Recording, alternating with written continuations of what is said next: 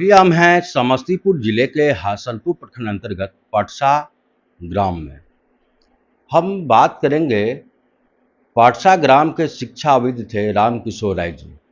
राम किशोर राय जी का निधन हो गया। आकस्मिक निधन को सुन के पूरे उत्तर बिहार में एक शोक की लहर आ गई। लोग जाने, लोगों को यकीन नहीं हो रहा था कि आज उनका निधन हो गया है। वो बड़े ही मृदुल भाषी लोग थे, समाज सेवी थे। हम उन्हीं के गांव से जुड़े हुए, उनसे बहुत बचपन से जुड़े हुए लोगों से उनके बारे में कुछ अनसुनी बातें जानेंगे। हम जानेंगे कि वो बहुत कम समय में एक शून्य से शुरुआत किए थे और एक शिक्षा जगत हो या फिर पंचायती राज हो, बहुत सारे जगह उन्होंने विकास का काम किया। हम उनके बारे में जानेंगे ताकि बहुत सारे ऐसे लोग हैं जो उनको बहुत शुरुआत से नहीं जानते होंगे। तो हम आज जानने का प्रयास करेंगे कि उनका किस तरह से जीवन चल रहा था, वो समाज के लिए क्या सब काम किए हैं। आज वो एक धरोहर के रूप में हैं, उनके द्वारा किए गए कार्यों को और लोग काफ़ी सराहना कर रहे हैं। तो हम जानेंगे कि उनके द्वारा क्या सब कार्य किया गया, जो आज इस क्षेत्र में जिस रोज़ उनका शव आया उस रोज़ पूरा गांव गमगीन माहौल में था। एक एक दुकानें बंद हो गई थी, जो कि साधारण लोगों के लिए इस तरह का कभी नहीं देखने को मिल रहा है। तो एक साधारण लोग रहते हुए भी उनके द्वारा किए गए कार्यों को लेकर वो एक महान बने। हम जानेंगे राम किशोर राय जी के बारे में। जी बताइए, उनका किस तरह से रहा है। जी सर, ऐसा है कि श्री राय जी जो हैं थे, वो एक मामूली किसान परिवार में जन्म लिए। प्रारंभिक शिक्षा दीक्षा उनकी गांव में हुई। उच्च शिक्षा जो है वह बेगूसराय में हुई। 79-80 के दशक में हमारे गांव एवं हमारे इलाके में जो सामंतवादी प्रवृत्ति के लोग थे, उन्हीं का दबदबा था। उस समय हर जगह लगभग उनका ही चलता था।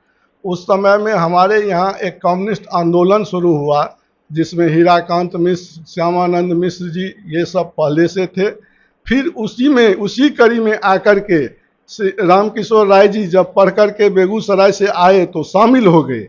वो भारतीय कम्युनिस्ट पार्टी की ही उपज हैं और एक अच्छे कार्यकर्ता के रूप में किसानों, मजदूरों, गरीबों, वंचितों, शोषितों की आवाज़ बनने में अपनी भी कामयाबी हासिल की। और वह समाज में एक नई दिशा देने के लिए शिक्षा का मशाल लेकर के 1983 ईस्वी में कुछ लड़कों को जमा कर 5-6 सहयोगियों के साथ, अपने सहयोगियों के साथ एक ट्यूशन का काम शुरू किया मिडिल स्कूल पर। फिर वह कुछ दिन चला, जब समाज के लोगों ने उसका विरोध किया कि यहाँ सरकारी विद्यालय पर ट्यूशन नहीं चलेगा। फिर वहाँ से श्री जगन्नाथ मिश्र जी के वहाँ ट्यूशन शुरू हुआ। कुछ दिन वहाँ भी चला। उसके बाद जो है सुबह ट्यूशन वहाँ से भी आकर के केशव मिश्र जी के दरवाजे पर बहुत दिन तक चला। स्कूल के रूप में विद्यार्थी भी बढ़ते गए, उससे कुछ आमदनी भी होती थी और उसमें नियम ऐसा था और सामंजस्य ऐसा था, ईमानदारी भी ऐसी थी कि कुछ ही पैसा शिक्षकों को वेतन के रूप में दिया जाता था और पैसा विकास कार्य के लिए रखा जाता था।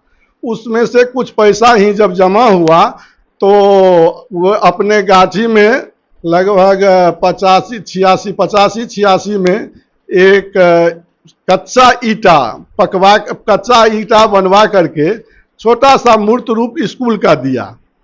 वह कच्चा ईटा का स्कूल था, उसमें विद्यार्थी आने लगे, पढ़ने लगे। कुछ दिन तो पढ़ाई हुई, लेकिन 1987 के बाद में कच्चा ईटा का मकान रहने के कारण वह पानी में विलीन हो गया। फिर उनकी ईमानदारी, कर्मठता एवं समाज के सहयोग से धीरे धीरे स्कूल का निर्माण शुरू हुआ। लोगों ने गांव का भरपूर सहयोग दिया, चूँकि वे गरीबों, शोषितों, वंचितों के आवाज़ थे और शिक्षा का मशाल लेकर के चले थे। शिक्षा की कमी थी, गांव देहात में शिक्षा देने वाला कोई जगह नहीं था।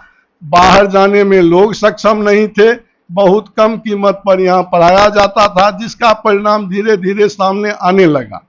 जब लोगों में जागरूकता फैली तो फिर शुरू हुआ, वहाँ मकान बना, फिर अपना पढ़ाई लिखाई शुरू हुआ।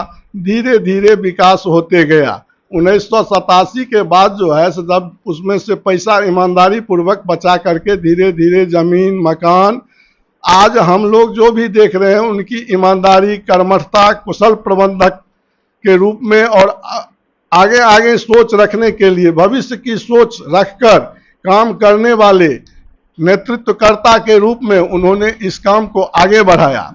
धीरे धीरे बढ़ता गया। समाज भी उनको बहुत कुछ दिया। समाज उनका भरपूर सहयोग ही नहीं किया। वे 5 वर्ष तक औरा पंचायत के मुखिया रहे। उनकी पत्नी 5 वर्ष तक औरा पंचायत की मुखिया रही। उनका 10 वर्ष का ये कार्यकाल बेमिसाल रहा। 10 वर्ष का कार्यकाल तो बेमिसाल रहा ही, वो अन्य समय में भी गरीबों, शोषितों, वंचितों एवं निर्धन वर्ग के छात्रों का सहयोग करने में अपना कदम कभी पीछे नहीं किए। शिक्षा के क्षेत्र में वो बहुत दूर तक गए और ऐसा है कि अब हमारे बीच में रहे नहीं। उनका जो है सांस्कृतिक मोह भी बहुत अधिक था। 1980-82 ईस्वी से लेकर के आज तक हर एक सांस्कृतिक कार्यक्रम में वो ऑल इन वन थे, हर भूमिका थी और सांस्कृतिक जागरूकता फैलाने में भी उनका अहम योगदान रहा। सांस्कृतिक भूमिका में अहम योगदान के कारण ही लोगों में भिन्न भिन्न तरह की जागरूकता आई और आज लोग विकास किए हैं, उनका सोच बढ़ा है। ऐसे व्यक्ति अब हमारे बीच नहीं है, ये अत्यंत दुखद बात है। वे बहुमुखी प्रतिभा के धनी थे। वे भगत सिंह क्लब की गठन किए सांस्कृतिक चेतना जगाने के लिए, भगत सिंह नाट्य कला परिषद की गठन किए और उनकी धार्मिक प्रवृत्ति भी बाद में अधिक बढ़ गई। कम्युनिस्ट पार्टी में रहने के बावजूद भी उनकी धार्मिक प्रवृत्ति कभी कम नहीं हुई और सर्वेश्वर बाबा जो आज हम सबके बीच हैं उनमें उनका क्या योगदान है ये बात कहने से संपन्न नहीं हो सकता है। हम तो अपने शब्दों में उसको नहीं पिरो सकते हैं कि उन्होंने क्या किया और सबके लिए किया, कम के लिए नहीं किया, उन्होंने सबके लिए कहा। अब हम लोगों के बीच वो नहीं रहे, कौन कहेगा, किसको सुनाएंगे, कौन सुनेगा, किसको सुनाएंगे। हमारे यहाँ तो अब ये बात हो गई है। फिलहाल हम अपने समाज में, अपने इलाके में ऐसे दूरदर्शी व्यक्तित्व का अभी घोर अभाव नजर आ रहा है। हम नहीं समझ पा रहे हैं कि इस रिक्ति को कुछ लंबे समय तक कौन आदमी पूरा करेंगे। हमारे लिए ये अपूरणीय क्षति है और अभी वर्तमान समय में जहाँ जो भी है सब आप लोगों के सामने में नज़र पर है। आप लोग भी जानते हैं, मैंने ये पूर्व की बात बताई और बात तो सब जानते हैं। हमारी विनम्र श्रद्धांजलि।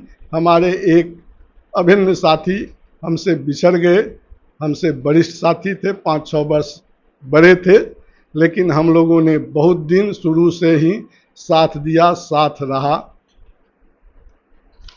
इस अब आज उनकी कमियां बहुत खल रही है, अत्यंत खल रही है। समाज के लोग मर्माहत हैं, बहुत इसका इफेक्ट पड़ रहा है हमारे समाज में और जो लोग जितने जुड़े हुए थे उनको उतना ही कष्ट हो रहा है। वो खुद समझ रहे हैं, ये कहने की बात नहीं है। आपसे तो वो बहुत पहले से जुड़े हुए थे, तो उनके बारे में कुछ ऐसी अनसुनी कहानी जो उन्होंने आपके साथ साझा किया? भिन्न भिन्न तरह की कहानी थी, भिन्न भिन्न तरह का समस्या आता था पहले, फिर सब मिल करके उसका समाधान करते थे। उनके साथी जो शिक्षण कार्य में थे, हम तो शिक्षण कार्य में नहीं रहे, हम वैसे थे, लेकिन जो लोग शिक्षण कार्य से जुड़े हुए थे उन लोगों ने भी अपनी दूरदर्शिता, ईमानदारी एवं समर्पण भाव से काम किया। चूँकि कोई भी काम एक आदमी नहीं कर सकता है, उसके पीछे बहुत आदमी का योगदान रहता है, शारीरिक, आर्थिक, मानसिक और हर तरह से उनको योगदान मिला और हम सभी का धन्यवाद ज्ञापन करते हैं जिन लोगों ने उनके अच्छे कार्यों में सहयोग किया। अच्छा, नाट्य कला, भगत सिंह नाट्य कला परिषद बनाया गया था, तो इसमें एक उगना का रोल हुआ करता था जो वो बखूबी अदा किया करते थे। क्या कहेंगे इसको? उनका उगना का रोल हो या सत्य हरिश्चंद्र का रोल हो, दोनों में कोई भी उसका जीवंत प्रस्तुति करते थे और लोग रो पड़ते थे। इस परिस्थिति को देख करके दर्शक रो पड़ते थे।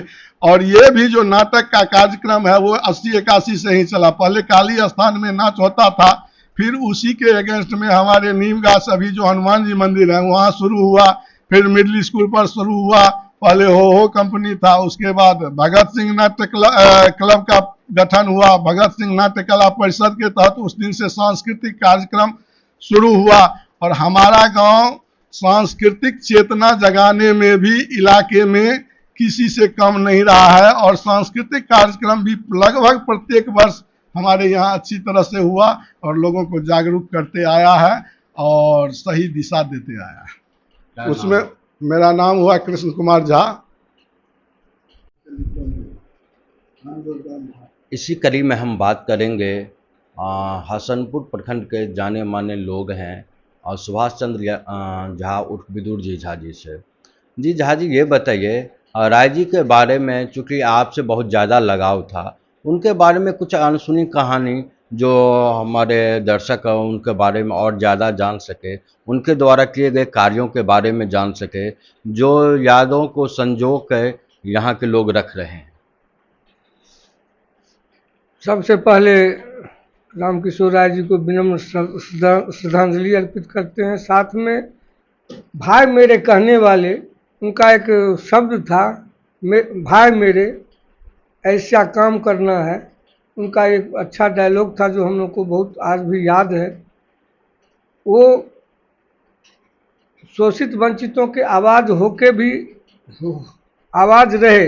बाद में एक कुशल किसान का भी वो काम किए। 1996-97 में जब कहीं भी नहीं था जैविक खेती का, जैविक उत्पादन का और मेडिसिन प्लांटेशन का, उस समय से 95-96 से उन्होंने गांव में लोगों को संगठित करके मेंथा की खेती करवाए, वर्मी कंपोस्ट का निर्माण करवाए, जैविक खेती की ओर अग्रसर करने के लिए लोगों को प्रेरित किया।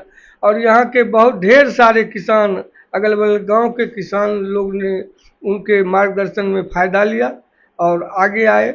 साथ में समाज के लिए भी उन्होंने बहुत अच्छा काम किया।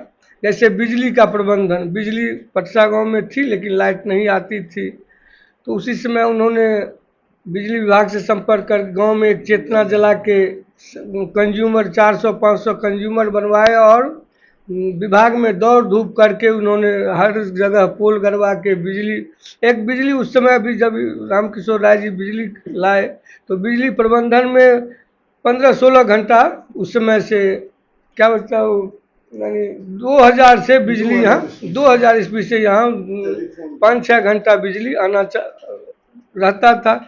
टेलीफोन का बहुत अभाव था, लेकिन टेलीफोन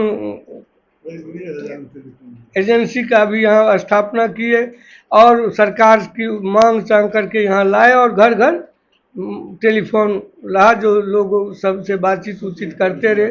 साथ में बीते हुए अनेक कहानी है उनके साथ बैठते उठते हुए।